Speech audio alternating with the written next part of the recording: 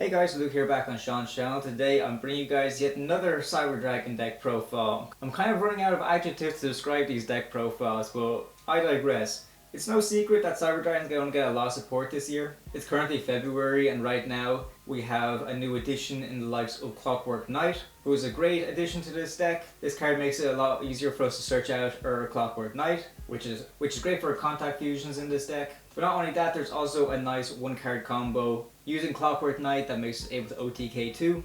So the card is just too good to pass up on. I of course had to remake this deck yet again just to add it in. So without further ado, let's just get into it. This is now the new and improved Cyberdragons. Starting things off, 3 copies of Cyberdragon. I still think it's essential on Cyberdragons at 3 copies. I know a few people in the comments disagreed last time, but this is Cyberdragons. We want to run as many copies of it as we can. He himself is essential for a bunch of combo pieces, so I don't see why you wouldn't max him out. He's always great to see in your hand, especially when you're pairing it alongside your Clockwork Knight, because those 2 cards are an instant board wipe if you're able to pull it off. 3 copies of Cyberdragon, I can't stress the importance enough. 3 copies of Core. I'm going to go on the basis that you guys probably already watched all the other Cyberdragon profiles on the channel, so you probably already know what all of these cards do. But I'm going to briefly go through it. One thing you need to know about a bunch of Cyberdragon cards is that those Cyberdragon monsters, their name becomes Cyberdragon when they're on the field or in the graveyard, so it's very essential for the combo pieces. Core has a mandatory effect on normal summon that you need to search a Cyber, Spell, or Trap card, but he also has a secondary effect if you don't activate that other effect this turn, where you can actually banish them from the graveyard and special summon a Cyberdragon monster from your deck. So I think it's definitely essential to run 3 copies of Core, especially because he is now a 1-card combo, especially when you're pairing it with your Clockwork Knight. 1 Nachster and 2 Herz. This is undisputable to me. Honestly, I see a lot of people kind of putting in their 2 cents into the comments. It's fine if you want to run however you want. You cannot convince me otherwise that this is the most optimal ratio. 2 copies of Herz and 1 copy of Nachster is all you need for Cyberdragons. If you want to play old builds where you max out Cyberdragon names in order to play some of the older monsters, that's absolutely fine, but to me this is the most optimal way to run it. I wouldn't change a single thing about this. 1 copy of Cyberdark Chimera. This is the only Cyberdark in this deck. It's the only Cyberdark worth running until we get another Cyberdark that we will probably run in the future. But Cyberdark Chimera is the only Cyberdark you're going to be running for the time being. This is actually part of the Core's 1-card combo in order to go for an OTK, because Chimera you're able to search off of Cyberdark Realm, which you can search off of Core. With Cyberdark Realm you're able to do an additional normal summon of a Cyberdark monster, which will be this Chimera. The Chimera has another effect that you're able to discard 1 spell or trap card in your hand in order to search out Power Bond, and then if you're able to activate that effect this turn, once when you fusion summon this turn, you can also banish monsters from your graveyard as material as well. Which of course is just absolutely insane. It means we can get full optimal use of all of our Cyberdragons, including the ones in the graveyard. Cyberdark Chimera is definitely essential to run a 1 copy. 3 copies of Disablaster, the Negation Fortress. I think this is a very good addition to the deck. What I really like about this card is the fact that it's very easy to bring him out, because if there's a column with no cards, you can special summon this card from your hand to a zone in that column. And while he's faced on the field, you can negate any card's effects that are activated in that card's column. Which I think is not only really good at shutting down some of your opponent's zones, but also it's a very easy special summon of a level-like machine, meaning that you can go for your Nova plays as soon as humanly possible. That's why I definitely recommend you guys running it at 3 copies in this deck. I still run the 2 copies of Galaxy Soldier. I did bring it back for this build, just because with all the play testing, I actually did find I actually missed that 2-card combo with Galaxy Soldier and Herz, where you're able to go for your Nova as quickly as possible. Although Disablaster definitely makes it a lot easier for us to go into Nova, the board doesn't always allow us to special summon Disablaster if your opponent has like an absolutely stacked full board. That's where Galaxy Soldier has a slight edge over it. And considering Galaxy Soldier is a nice 2-card combo to go for Nova, whereas Disablaster is also a 2-card combo, means that there's not too much in the difference when it comes to getting to Nova, so I still think Galaxy Soldiers are worth the run. We run the Light Machine Kaiju because we're able to search it off of Cyber Repair Plant, and having searchable Kaiju is very good at getting rid of some of our opponent's more problematic monsters. I also like to run 1 copy of Carnot the Eternal Machine. I think this is a good card just because, knowing modern Yu-Gi-Oh standards, your opponent is constantly going to be activating monsters effects during your turn, whether that be a hand trap or just a monster they have on the field. So it's very easy for us to bring out Carnot, especially if it's in our hand. We're able to bring out this beast of a monster, no problem at all. It can be good for link material. But not only that, what you're sometimes able to do is you're able to dump him off a Chimeratech Rampage Dragon when you're going for Rampage Dragon's effect to get multiple attacks that turn. And considering Carnot's effect isn't in direct response to your opponent's activating a monster, what you're able to do is use Rampage Dragon to dump Carnot. Not only you're getting the extra attack on Rampage, but also it makes it super easy for us to bring out Carnot the Eternal Machine as well, and that's extra damage on the board too. So I definitely think it's worth one copy in the deck. If you want to side him out in the future, that's absolutely fine, but I still think it's nice to have a little extender there too. We also have one copy of Therion King Regulus. Not really much to say. We're easily able to bring out King Regulus because we almost exclusively run machine monsters in the deck. So it's a nice way for us to get an easy negate onto the board. Going into hand traps now, 2 copies of Ash Blossom and 2 copies of Droll and Lockbird. Their playsets are completed in the side deck, so whatever way the matchup is, you can choose to side in more Ash Blossoms or more Droll depending on what your preference is or what way the match is going. But for the time being, as an actual constructed deck, I think 2 copies of Ash and 2 copies of Droll in the main is more than enough. We run 3 copies of Cyber Emergency. Cyber Emergency is essential to run at 3 copies because it searches out any of the Cyber Dragon monsters you want. So that can easily get us to a 1-card combo of Core. It pretty much goes without saying, if you have a searcher for your archetype, you're going to be wanting to run it at 3 copies in the deck. So 3 copies of Cyber Emergency. We have another searcher in Cyber Repair Plant. This is a searcher with a cost because you need to have Cyber Dragon in your graveyard in order to activate this, but if you have 3 or more Cyber Dragons in the graveyard, you can activate both the effects that Cyber Repair Plant offers. Those effects are either add 1 light machine monster from your deck to your hand, i.e. that means that I can actually search out the Kaiju if you want, your Disablaster, or Carnot if you feel like it, or you can use the other effect to target 1 light machine monster in your graveyard and shuffle that target into the deck. Both effects are pretty good. We mostly use it for that search effect because it's very handy for us to use this to search out a Kaiju in order to get rid of some of our opponent's more problematic monsters. So 1 copy of Repair Plant I think is very essential to run. 1 copy of Cyberdark Realm. Realm I already briefly touched on earlier. This is part of a 1-card combo used with Core in order to OTK. Realm is able to search out a Cyberdark, which of course is our Chimera in this build, and allows us to do an additional normal summon of a Cyberdark monster. So I do think that this small package is absolutely essential to run. Realm is so important, especially because of the new card Clockwork Knight. When Clockwork Knight is summoned, you can send one face of continuous spell from your field to the graveyard in order to search out your Clockwork Knight. So Realm is just absolutely essential to have. I definitely recommend you guys run it at 1 copy in this build. 1 Cyber Revsystem. A lot of people disagree with me, but I still think Revsystem deserves this spot in this deck. It's just a monster reborn for your Cyber Dragons, and then that Cyber Dragon cannot be destroyed by card effects. The reason why I run it a lot is not only because I think it's good to bring out back Cyber Dragon onto the field, but also a bunch of our Cyber Dragon monsters are known as Cyber Dragon in the graveyard, so I primarily use this mostly if Seeker gets sent to the graveyard. Cyber Revsystem is a good way for us to bring him back out onto the field, so I do think it's essential to run Revsystem at 1 copy.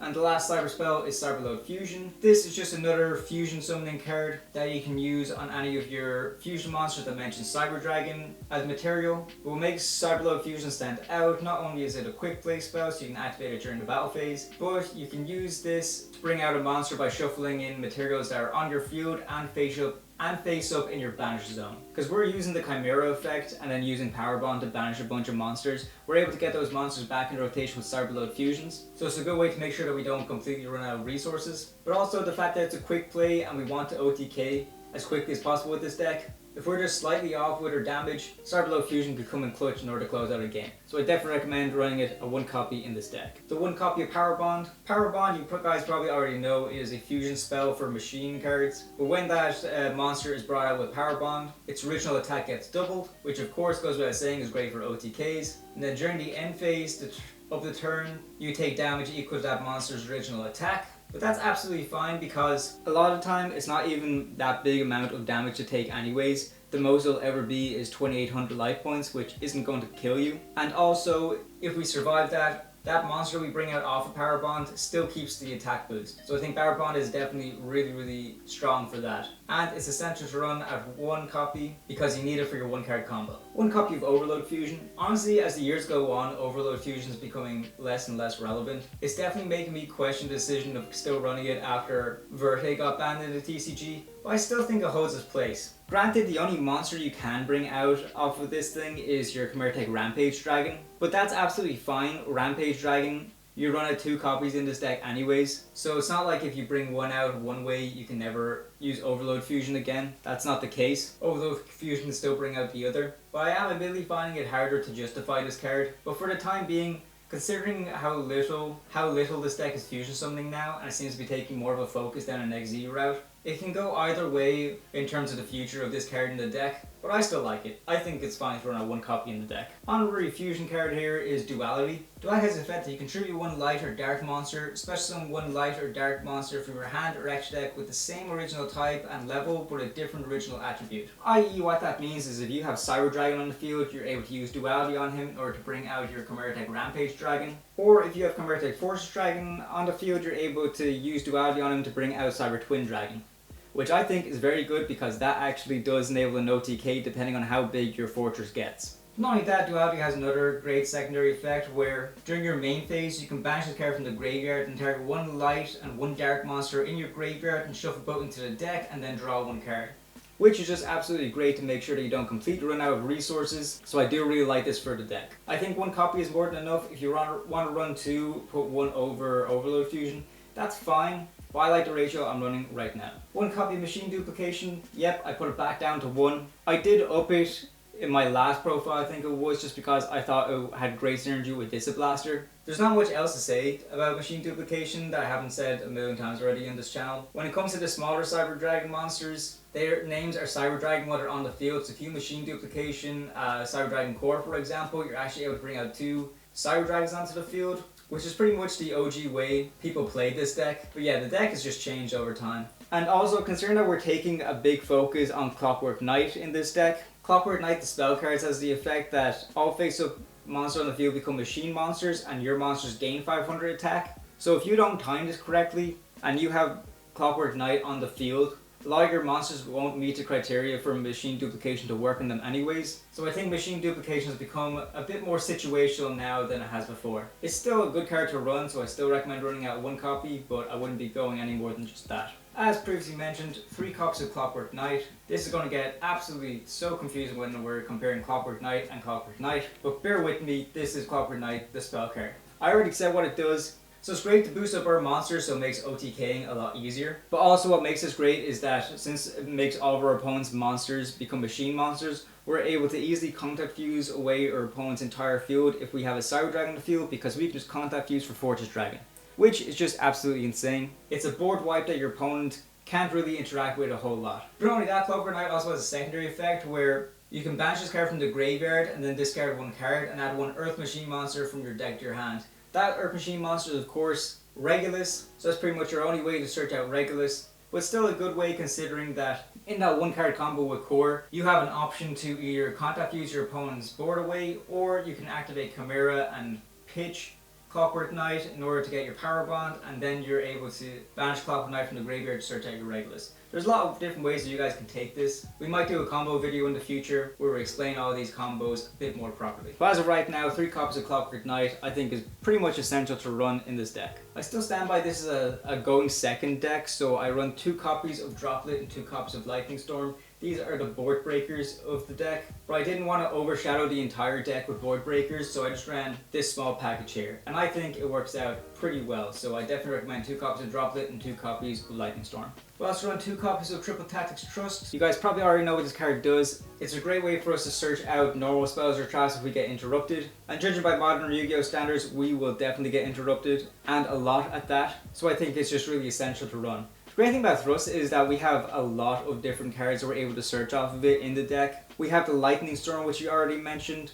We have Machine Duplication, Overload Fusion, Power Bond, and even some of our cyber spells and traps such as Revsystem and Emergency. We're definitely not short on targets to search off of Thrust, so I definitely recommend you guys run it at 2 copies in this build. Rounding off the spells, 1 Call by the Grave. We don't want to get interrupted when we're comboing off, so Call by the Grave is essential to run out 1 copy. Then finally the 2 traps, 2 copies of Infinite Impermanence. The playset is completed in the side deck. You already know what Imperm does. 2 copies is all you need in the main. Going into next deck now, 2 copies of Chimeratech Rampage Dragon. If you know Cyber Dragons at all, you already know what this card does, so I'll just explain it briefly. You need 2 Cyber Dragon monsters in order to go into them. When this card is fusion summoned, you can target spells and trap cards onto the field up to the number of materials used for its fusion summon and destroy them. But not only that, you can once per turn send up to 2 light machine monsters from your deck to the graveyard, and if you do, for each monster sent to the graveyard by this card gains 1 additional attack. So you're able to send up to 2 light machine monsters, i.e. if you send 2 light machine monsters, this gets 2 extra attacks. meaning if you send 2 Light Machine monsters, you get 2 extra attacks on Rampage Dragon, meaning he can attack 3 times during that battle phase. You might dismiss that considering he's only 2100 attack, but keep in mind if we bring him out using Power Bond, that makes this monster able to attack 3 times with 4200 attack. Or even if you have Cyber Dragon Seeger, get his effect to pop off and target Rampage Dragon, you have no problem boosting him up so that he's able to attack into your opponent with big attack stats that can close off the game right there. That's why I definitely think it's essential to run Rampage at 2 copies in this deck. 2 copies of Chimeratech Fortress Dragon.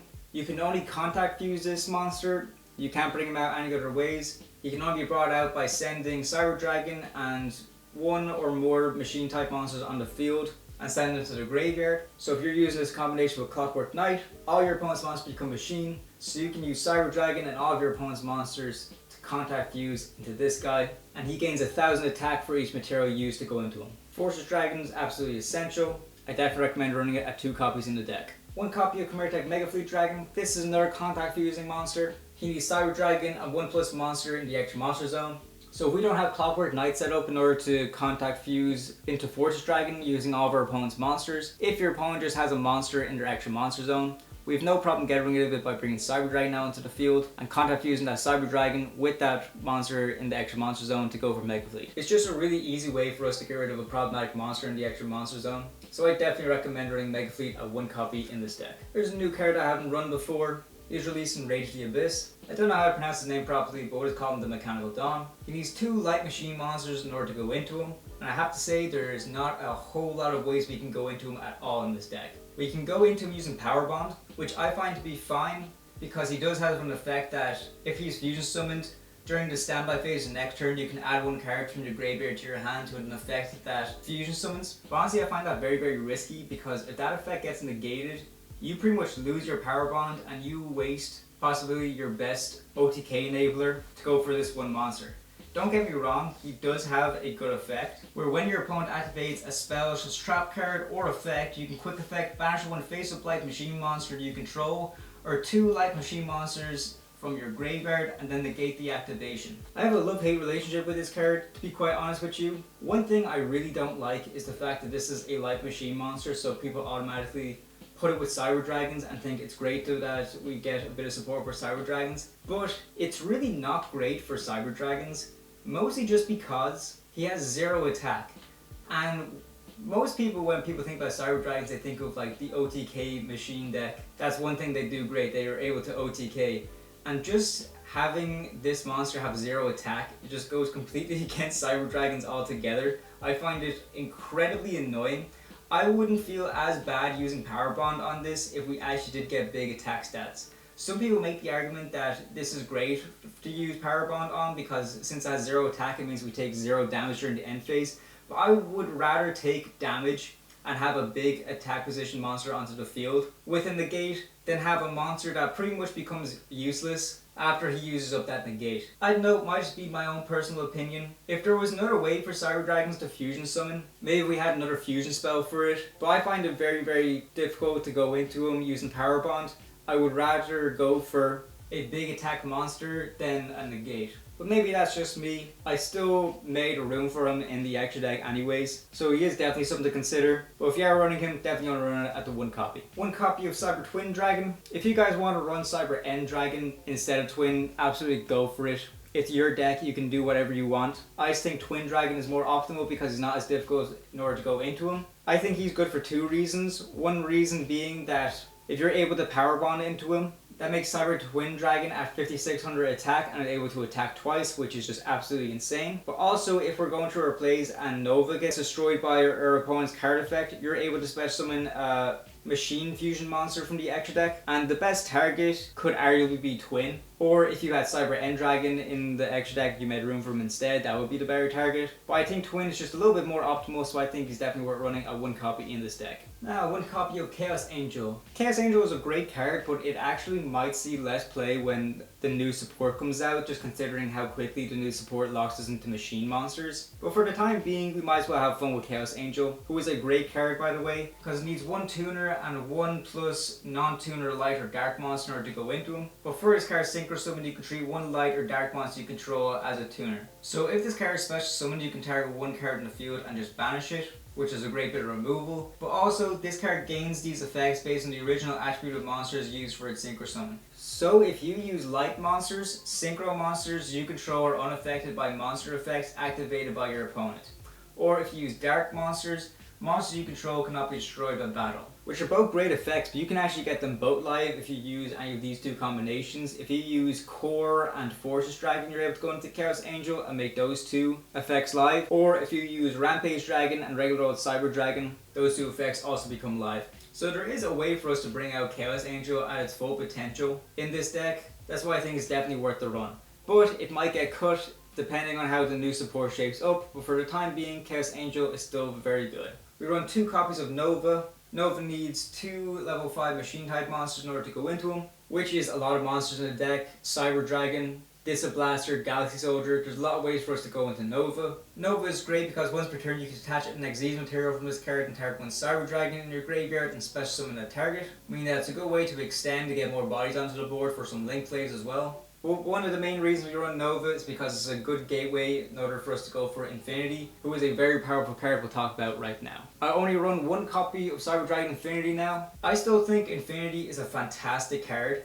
and maybe he might be boosted up depending on how the new support shapes up. But for the time being, I think Infinity at 1 is absolutely fine. In most of the games I played, I only end up using 1 Infinity anyways. So although it was a tough call, I do think it was the right one to bring Infinity down to 1 to make space for all the other new cards you have in the extra deck. But I would never cut him out altogether. You can go into Infinity by overlaying him on top of your Cyber Dragon Nova. And Infinity is a pretty crazy Omni Negate as well, because once per turn during either player's turn, when a card or effect is activated, you can attach 1 material from this card and negate the activation, and if you do, destroy it. Which is absolutely insane. And also Infinity can almost never run out of materials to attach, because he also has the effect that once per turn you can target 1 attack position monster on the field and attach to this card as Exige material. That's why I think Infinity is definitely one of the best boss monsters of Cyber Dragons. But just considering the way I built this deck and also how often I realistically go into him, I think running 1 copy of Infinity is probably more than enough for this build. We also run 1 copy of Zeus. Zeus is very easy to go into because you can overlay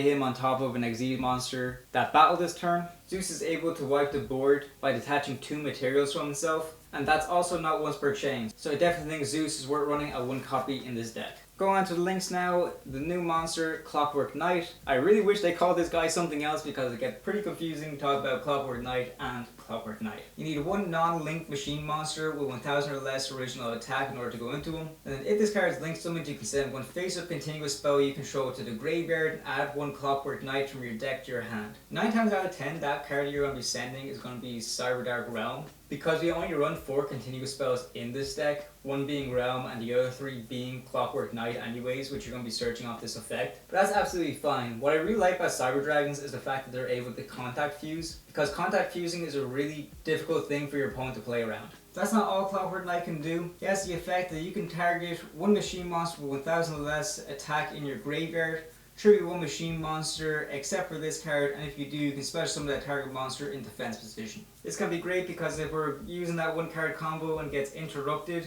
if we didn't pitch the Clockwork Knight yet, what we're able to do instead is use Clockwork Knight, the monster, to tribute Chimera on the field to bring out core, activate Clockwork Knight spell, and you might be able to contact fuse your opponent's board from there. Which is just a good way to go around your interrupted combo. Clockwork Knight is a great essential piece for this deck. I definitely see it being a staple in the future. So running out of 1 copy is all we need for now. 1 copy of Cyber Dragon Seeger. Needs 2 machine monsters including a Cyber Dragon in order to go into him. He's a link 2. During each battle phase, if this card is not declared an attack, you can quick effect target 1 machine monster you control with 2100 or more attack, and then for the rest of this turn, that monster gains 2100 attack and defense, meaning that you're easily able to use Seeger's effect on Rampage Dragon, get Rampage Dragon up to 4200, and if you use Rampage Dragon's previous effect in order to make him attack 3 times, that means you're able to get Rampage Dragon to attack 3 times with 4200 attack. Seeger is a must to run at 1 copy in this deck.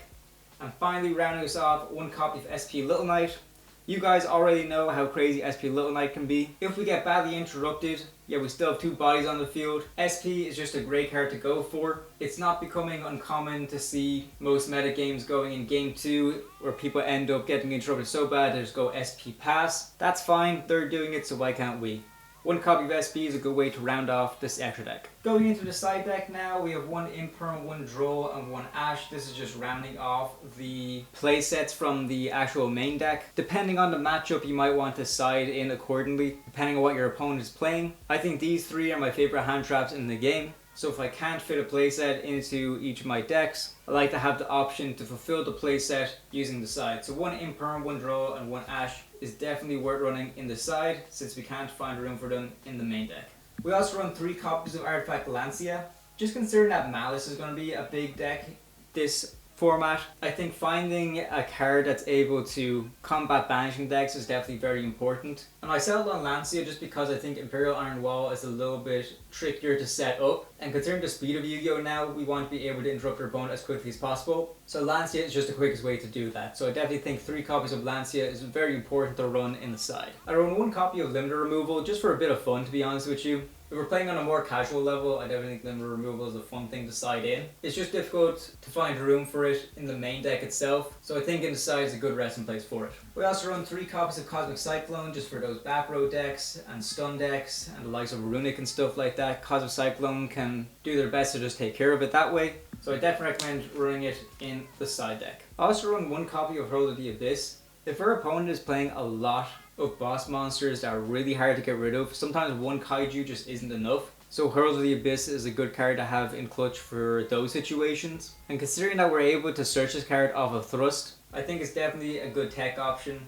that I'd want to be seeing in the side. So 1 copy of Herald of the Abyss. And speaking of Thrust targets, we also have a different Dimension Ground as well. If we know that our opponent relies on having monsters in their graveyard, different Dimension Ground is just a good card to have in the side deck. And it's also a great Thrust target, so I definitely recommend running it at 1 copy. Then finally, rounding off the side deck, 3 copies of Dimensional Barrier. I find this to be really good because not only can it take out a lot of really powerful decks, this can be really crippling to rise you up.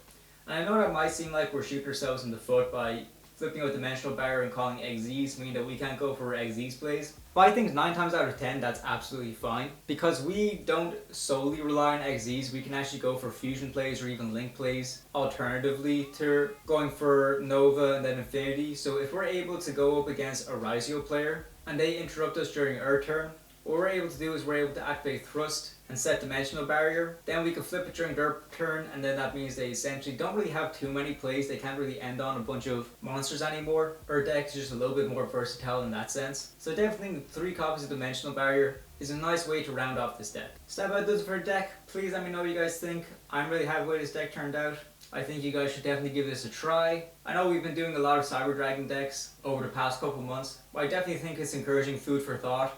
It just really goes to show how many different ways you can actually build this deck. So if there's some parts of this deck that aren't fully sitting right with you, you can definitely check out those other 2 profiles and see if those ones are more suited to your taste. But I think going forward this might actually be the strongest build, just because we have the addition of Clockwork Knight, which does definitely help in order for going for 1-card combos with core to go for an OTK. So I think it's definitely a step in the right direction. If you guys are interested in building this deck, then please consider using the affiliate link in the description below. It directly supports the channel and helps myself and Sean bring these videos to you guys. But other ways you can support the channel is just by subscribing, liking the video, and leaving a comment as well.